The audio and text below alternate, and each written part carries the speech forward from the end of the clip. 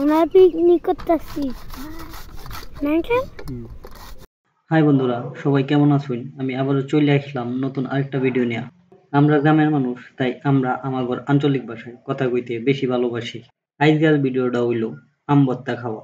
তো আমি যেই বাসায় থাকি সেই বাসায় আমার খুব ভালো দুইটা দোস্ত আছে। তারা আজিয়া বাইনা ধরছে যে তা করে আম ভর্তা খাওয়ানি লাগবো। তারপর আম ভর্তা খাওয়ার শখ দেখা আমারও শখ বাইসে উঠছে।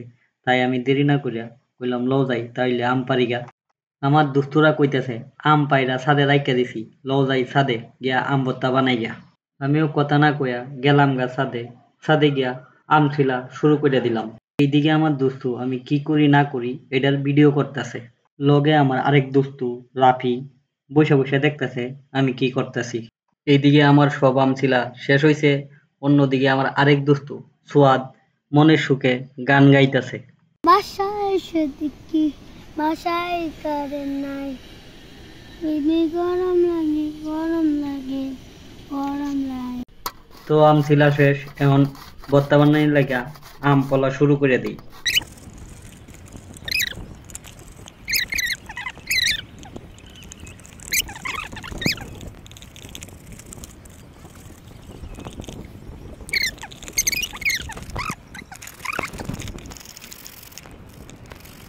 আম পলা শেষ হইলে তারপরে আমের ভর্তায় লবণ আর চিনি দিয়া বালা কইরা মাখাইয়া লই। মাখানো শেষ হইলে তারপরে দেয়া আমি একটু খাইয়া দেখি সবকিছু ঠিকঠাক আছে কিনা। না, দেখি সবকিছুই ঠিকঠাক আছে। আমের ভর্তাটা অনেক টেস্ট হইছে। আমের ভর্তায় কাঁচামরিচ দেয় নাই, কারণ হলো আমার যে দুই বড় দোস্ত আছে তারা তো আবার জাল খাইতে পারে না। আমার দুই দোস্ত আমের ভর্তা খাইয়া কইতেছে সেই স্বাদ হইছে। এই আমের ভর্তা দেখা